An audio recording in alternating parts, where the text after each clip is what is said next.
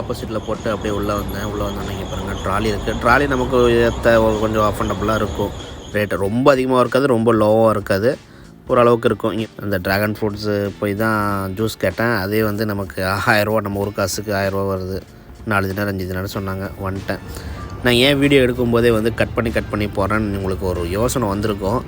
ஏன்னா அங்கே எல்லாமே வந்து வெளியே சிட் அவுட் கொடுத்துருக்காங்க உட்கார்றதுக்கு. எல்லாமே மேக்ஸிமம் வெளியே உட்காந்து சாப்பிட்றதோ இல்லை டீ குடிக்கிறதோ காவா குடிக்கிறதோ இருந்தாங்க.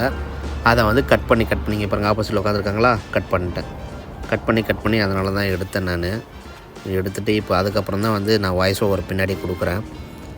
அப்படியே நேராக பார்த்தீங்கன்னா ஃபுல்லாகவே வந்து ஸ்ட்ரீட் வியூ தான்.